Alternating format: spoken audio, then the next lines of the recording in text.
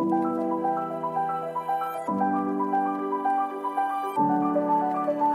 of us reach a point in time where we are depleted and need to somehow find a way to reignite the fire within. But how do we spark that flame? Welcome to Reignite Resilience, where we will venture into the heart of the human spirit. We'll discuss the art of reigniting our passion and strategies to stoke our enthusiasm. And now, here are your hosts, Natalie Davis and Pamela Cass.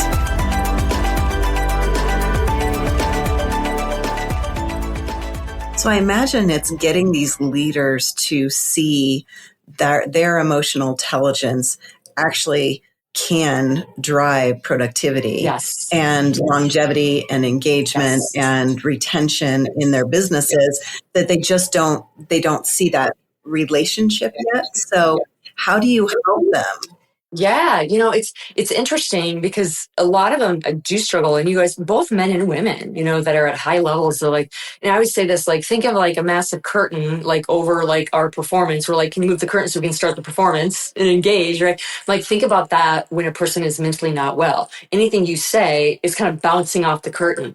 But also I would say to leaders, how good are you at going to do an email or a sales call or lead a team meeting when you're thinking about the fight you had with your wife earlier that day, or something else that's stressing you out?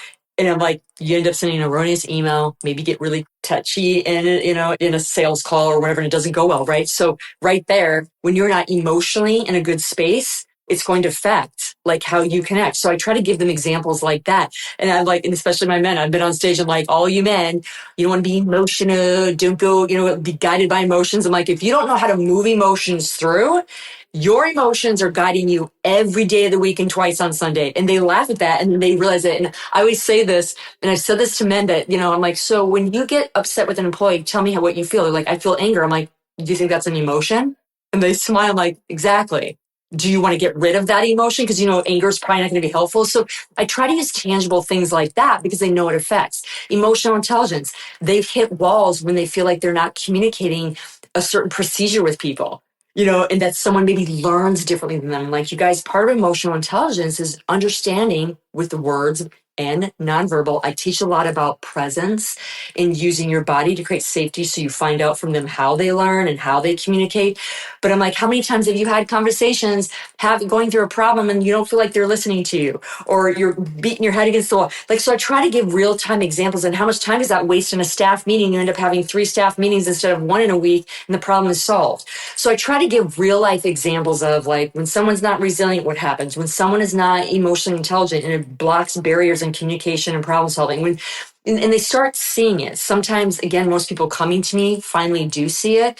But my bread and butter is I say, I'm an elite performance strategist. An elite performance strategist is 3 things. It requires you to become emotionally navigating a person with good capacity yourself and resilient in a healthy way. It requires you to be more highly emotionally intelligent, nonverbal and verbal. And it absolutely requires you to make aligned decisions in real time in high stakes moments.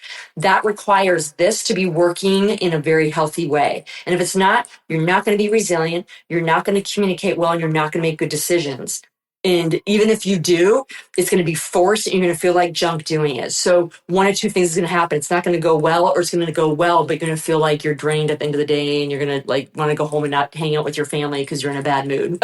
So, there's just better ways of doing it. Like I said, I work with very successful people, you guys, and they see it. And I hear what you're saying, Pamela, but a lot of people are actually seeing it. They're seeing how resilience is affecting their numbers. They're seeing how communication is tanking. I was at a webinar, actually, and I did a keynote, and the guy behind me was talking about the epicness of AI, and I was saying how bad it was, and I was being funny about it, that ChatGPT AI is melting our brains, you guys. It's creating decreased critical thinking. It's lowering certain creative zones in our brain. I won't go into all the detail, but Harvard Business Review came out with that in 2024. We're not using it correctly. And the reason why I say that, this is what's also causing a huge downslot of communication. People are horrible at communication more than ever. And they're we're doing all these AI systems and we're still sucking at productivity. This is why. So I'm going to tell you, people are actually getting it. They're we're not communicating well. Something's up. We're not resilient. Something up. And both of those things are affecting our performance, our team culture, and yes, the money we're making. So to be honest, before 2020, I probably had to give them more clear examples, but now people are like, can we hire you now? Yeah, they're So getting it's it. good, and that's okay. It's never too late. It's not trying to shame people. It's just trying to make them, understand and be open to seeing things a little differently. And in this AI world, you guys, we need to have human-centric leadership. And therefore, it requires us to have healed leaders. It requires you to have emotional capacity. And you guys, how do you create emotional capacity? How do you create resilience in capacity? How do you do that? People ask me this all the time. It requires you to get on the mat before the problem, always. Okay.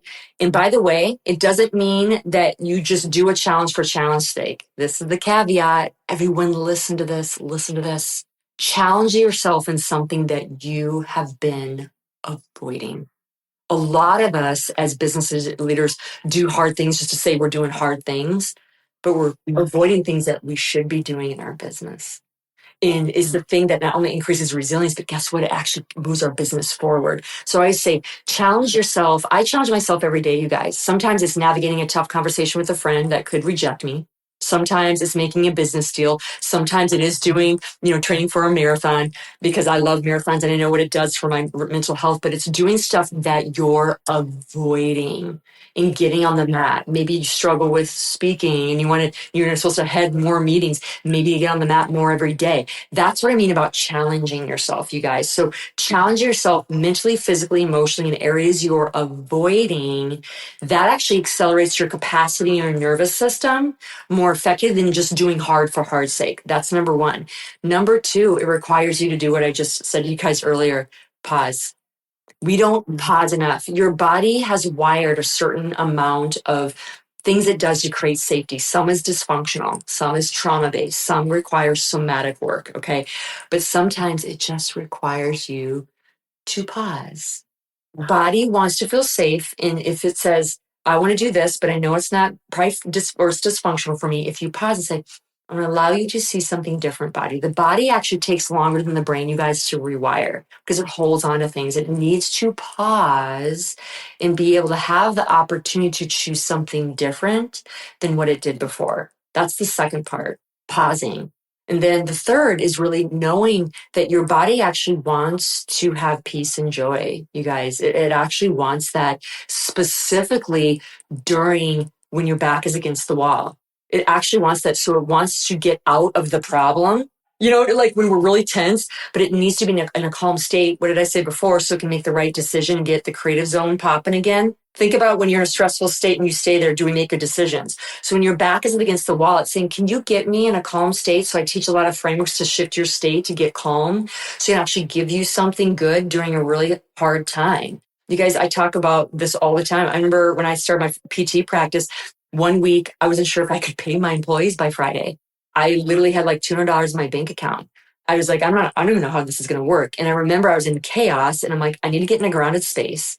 And I did that. And then I remember just God coming to me like, you need to give away $200 of charity. I'm like, what? That's completely dumb. And I fought back and forth with this. And I knew that this particular company, when I got grounded, I'm like, oh, that was a company that actually was wanting some work for their employees. So I was like, I gave a check to charity and I ended up talking to this person and they were like, oh, that's right. You have a practice. And I got all these new clients the next week. Do you guys see how this works? When you're grounded, your body brilliance, it has 40 million sensory outputs and inputs. It's saying, I can actually show you an answer. Stop freaking out, Jennifer.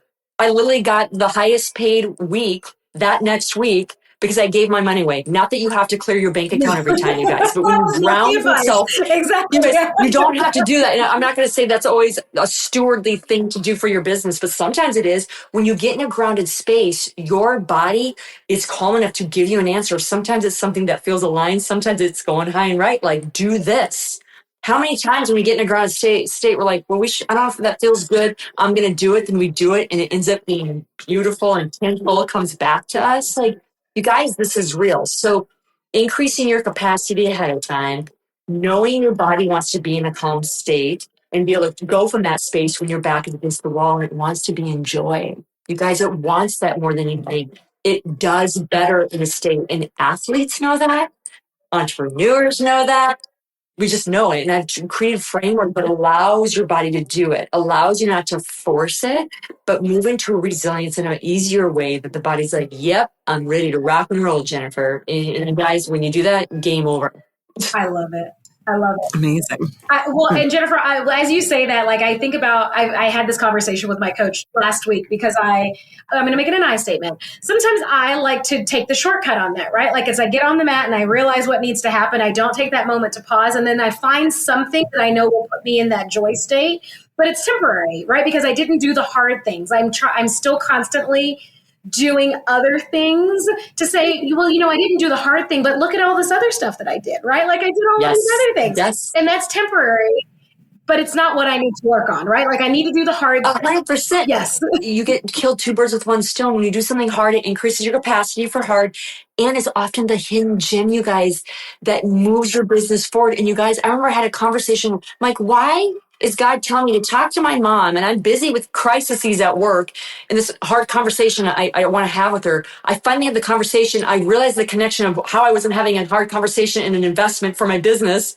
Do you guys see? Like, again, your body's always telling you, like, over here, we buy crap on Amazon for $200, $500. We get it. And we're like, this sucks. And we didn't even think about it. We just buy it. Yet we're not willing to listen to our own body when it says, oh, over here, instead of, oh, maybe later. Really?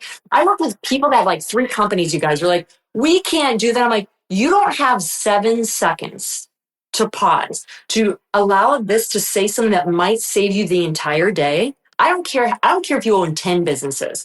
That was a research too that they looked at the top, like this was like 10 years ago, they looked at the top business leaders, including Oprah and some other people are like 10 million, billionaires, that type of thing. And the number one thing they talked about they used for making hard decisions repeatedly throughout the day, intuition.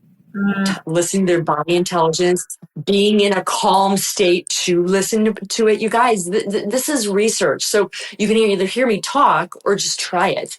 And I'm telling you, when I started like taking a deep breath, I'm like, I'm just going to try this. I literally let it go. I experimented in my own PT practice in my first business.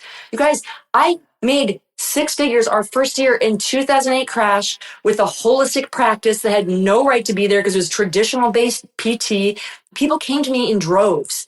Okay. And it's because of what I'm talking about. Resilience. Resilience is the number one trait, knowing how to tap in from that resilient state. Your body's brilliance. It's always giving me an answer. And sometimes it's high and right, but go with it, my friend. We make decisions all the time that we're flippantly giving our money away, yet we're not willing to listen to this little tug. How many times have we said, you guys, man, I knew I wasn't supposed to do that. Or man, I knew I was supposed to do that.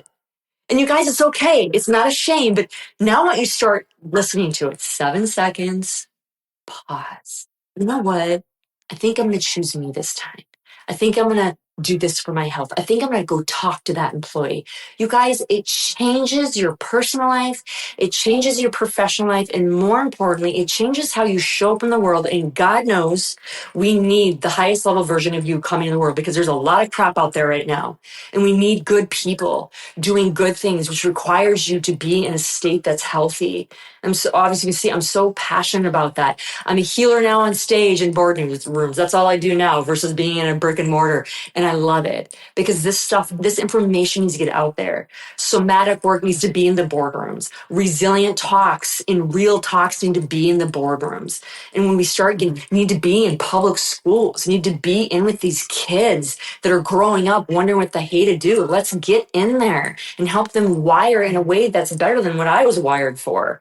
There are young leaders that are going to be leading our country someday. When I'm sipping soup through a straw someday, I care about them. And I have nephews that are and nieces that are 22 to 32.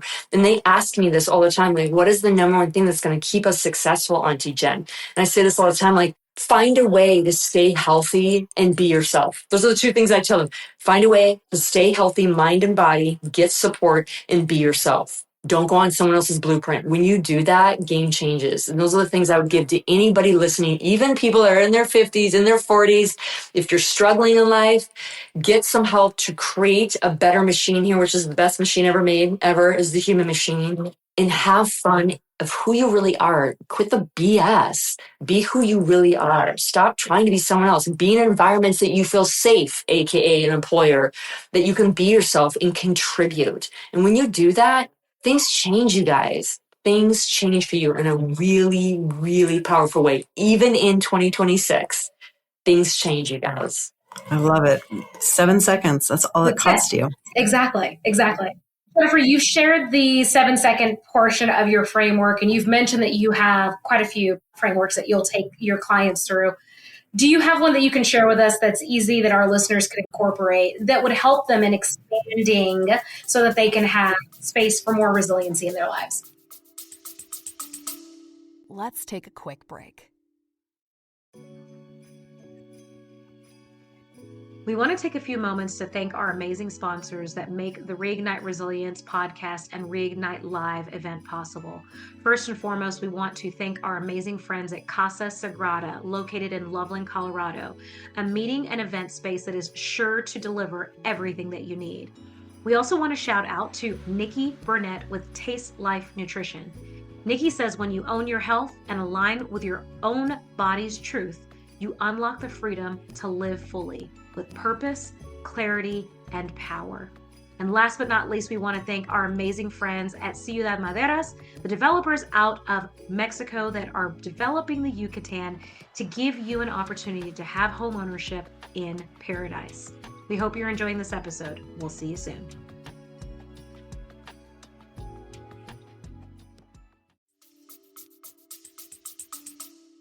Yeah. You know, you guys, a lot of us at a certain level finally start scheduling things, or we have block schedules, right? One thing I would do for each person is once an hour, again, for a minute, do a somatic check-in. And all that is checking in from head to toe what you're feeling.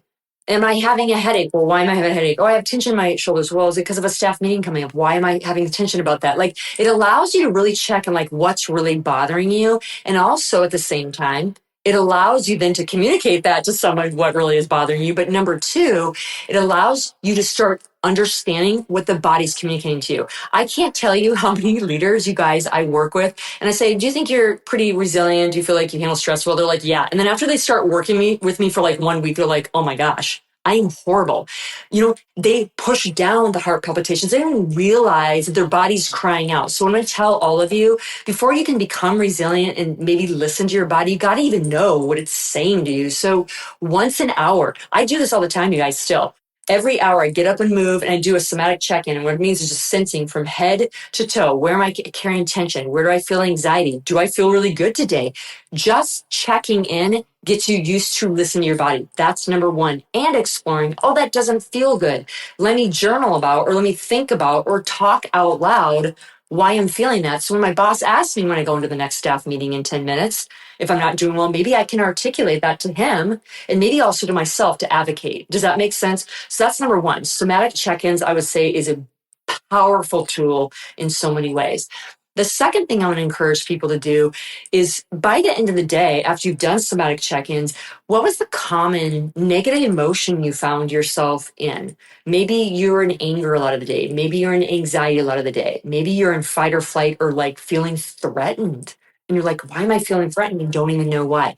When you, at the end of the day, can start looking at some patterns, a consistency, like I'm always angry when I'm at work, or I'm always angry when these 2 or 3 things happen at work, or I always feel anxiety when I'm about to go into a staff meeting. Why is that? Then you can start going, well, I don't feel safe because I feel like I might be. You guys, you start seeing patterns. You know, Tony Robbins, talks about this all the time. Like life is patterns. Humans are patterns. So at the end of the day, start auditing. What was my overall emotions after I did those audits every hour? Was I doing pretty good? Was I not? What was the common thread I was seeing? When you start becoming aware what triggers you, you can start moving through it, whether it be you just are perceiving it in an abnormal way, which is very common, or is there really a problem and you need to have that ownership of chatting to your boss about it, and or vice versa, the leader. So those are two powerful tools, you guys, is hourly check-ins, and at the end of the day, audit.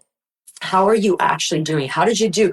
When you start shifting into more peaceful states, even with chaos around you, things change, you guys. I see it in my own life and how you show up on sales calls and how you show up with friends and you're really fully connected. I mean, I've literally had the same pitch on a same sales call. 10 minutes later, I shift my state and then I get the sale. This stuff literally works. So, but you have to first understand and hear your body communicating to you. Man, it's not just emotions. It's your body literally sensing you. It's trying to tell you something. And then in the day, like, why was I stressed? Why was I angry? Why did I feel a threat all day? You guys, I remember when I did this, when I, with boyfriends in college, I was always feeling threatened by them. And they were good men. I'm like, why am I feeling threatened? Well, later in life, I started doing what I'm talking about. And I found out, I'm like, oh, the reason why is I feel like if they start controlling things, that I'll be swallowed up in, because I could never trust anybody growing up. And there's a lot of patterns that love my family, but there's times where I just felt I had to be hyper independent. And when a guy tried to like help me, it felt threatening. And that was a boyfriend. And you guys, I had to like, why am I? So when I started doing this work, even before getting like a therapist, I was like, why am I feeling threatened by a guy that's just telling me that like he's going to open the door and he's going to pay for a meal? And I'm like, why is this feeling so threatening? Obviously, that wasn't a normal threat, but it allowed me to start looking at therapy. It allowed me to start journaling like, oh, this is interesting, and getting curious about it. You guys see that? And I was seeing how it was showing up at work. When my staff would ask to help me, I'm like, no, I got it. Do you see what happens, you guys? It shows up in work. And I was like, oh my gosh, I'm showing hyper independence in work and they're getting mad at me because I'm not using their skills because I'm looking like I can handle it all and I'm really not handling it all. Do you guys see that? Yeah, and you don't want to do it all. Yes. Yes. It starts this cycle. So it's just, but it's beautiful. Yes, it's just beautiful. You get to see your own, you guys, you see your own patterns and it's not shaming. It was so empowering. I'm like, wow, now I get why I felt threatened by these beautiful men that were in my life. Ownership. Now I get why some of my team loved me, but was wondering why I was so distant and cold and trying to look like I had it all together, and I didn't, because I thought that's what I was supposed to do. And it felt threatening to trust someone because I thought the rug would come out from underneath me and I couldn't trust them. And it was my belief system, you guys. I had to own that as an adult. But this stuff is just, again, until you start listening to your body, somatic check-ins, at the end of the day, do something super hard. And that was hard for me. I'm like, wow, I wasn't leading well. Wow, I was really being kind of a jerk in a relationship and he was just trying to be nice. Like, does that make you guys? And that's okay. It's just a learning moment for me. It's something I learned as a kid. And I had a great growing up. But you remember, you guys, kids have limited tools. That's why public schools, like helping them move through emotions. And I started making certain things about me, right? And it wasn't about that my parents were bad people. It was about what I was perceiving in environments. And I took that into an adult. And that's what I'm going to say, you guys. This kind of work allows you to become a lot more aware of yourself and then more aware of others. So the emotional intelligence piece that we talked about, like, how do we get better at that? All that stuff. Well, it starts with this, getting yourself first. Because when you get your own emotions and start seeing your patterns, you start seeing other people's patterns very quickly. And not that you're trying to project what they're feeling, you guys, but you start sensing like, ooh, that person isn't doing well, but I know it's not about me. Let me check in on them. It just gets easy. Like we always say, you guys, with everything, it starts with you. And people are like, yeah, but it does, you guys. We got to have those. And maybe one of the hard things you do is what I just told you guys on this episode to do. Somatic check-in. Be honest with yourself at the end of the night. Are you experiencing what I experienced? And it was such an aha for me. I was getting like, oh, I'm so excited. I don't have to separate and heal from intimate relationships and heal business. They're the same. I'm showing up the same. I'm hyper independent. And that's when I had to do a lot of cognitive remapping and somatic work to rewire that, to feel safe to get help from people. And that was a beautiful space to be in, you guys. So at the end of the day, it's just getting super honest and getting uncomfortable with yourself first. Because when you can do that, you can get uncomfortable with other people and ask them tough questions and be in a space where they're giving you something hard. It's a beautiful space to be in. Leaders that do that win this game called life and their business called life. Well, and if you're checking in with yourself every hour, you're doing that like on a consistent basis, you're going to create that pattern, which allows you to just be more present with your people.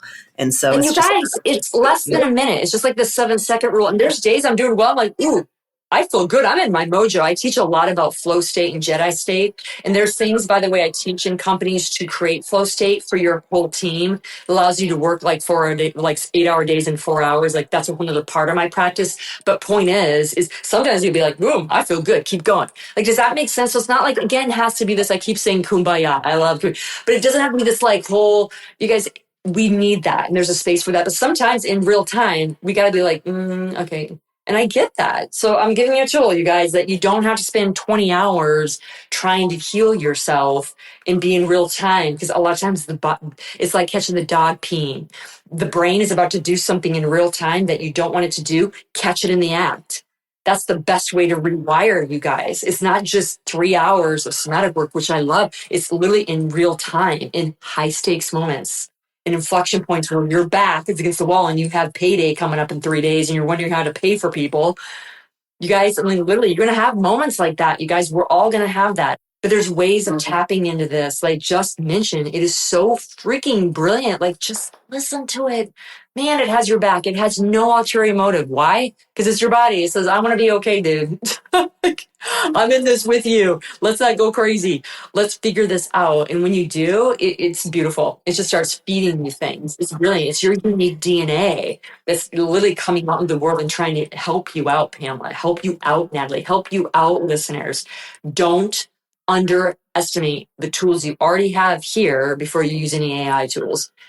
It's beautiful. It really is. That's amazing. Amazing. Oh my gosh. Jennifer, you gave us so much.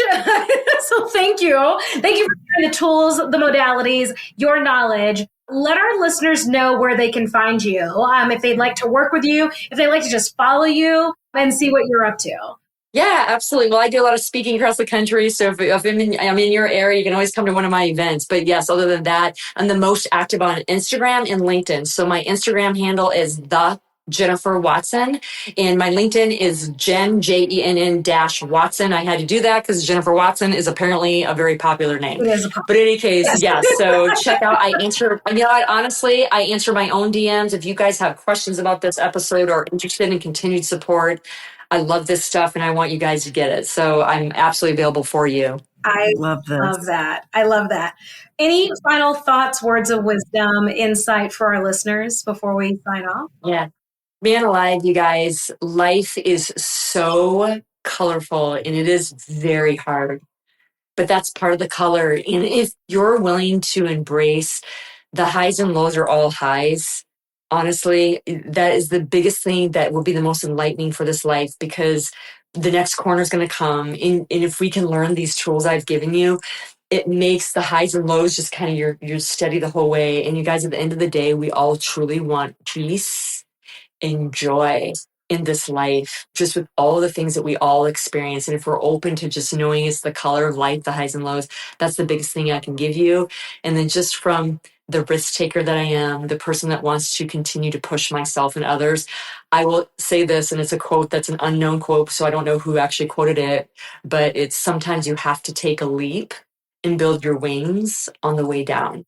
And that's a lot of life, you guys, and not being afraid that you're going to crash and burn, and just know it's part of the color. And why I have so much color in my life is just the dynamic I've learned to enjoy, because the more I push myself, you guys, I fail more times than I succeed.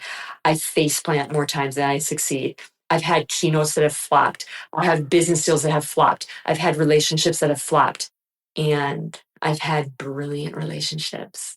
And I love my family, and I dance a lot, and I have had successes. So if you guys can just know it's all the color, I mean, man, I wouldn't want it any other way.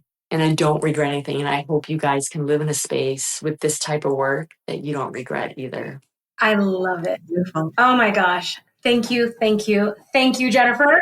We appreciate you so much. We will make sure that we put all of your contact information in the show notes as well that you shared. I hope that you're in a town near us soon. I would love to come and hear you give a presentation, listen to your keynote. But yeah, that would be, if you're in Colorado, shoot us a message. Let us know. We'd love to see you. I'll be there in May, so I will let you know. I will be there in May. Oh, okay. Perfect. I'd love We're going to make it happen. I love it. For our listeners, thank you for joining us and taking time out of your day to listen in. So much in terms of overcoming adversity and building our resiliency and our I'm going to call it the vessel that we have that allows us to hold that space, right? When we talk about resiliency, as we go through this fabulous journey that we call life. Thank you, Jennifer. We will make sure that we also keep you all updated with all the things that are happening in the Reignite Resilience space on our Instagram, Facebook page, and you can watch the live video recording. Well, it's not live, but it's just the video recording of this episode as well on YouTube. So check us out on YouTube. Until next time, we'll see y'all soon. Thank you for joining us today on the Reignite Resilience podcast. We hope you had some aha moments and learned a few new real-life ideas to fuel the flames of passion. Please subscribe on your favorite streaming platform, like or download your favorite episodes, and of course, share with your friends and family. We look forward to seeing you again next time on Reignite Resilience.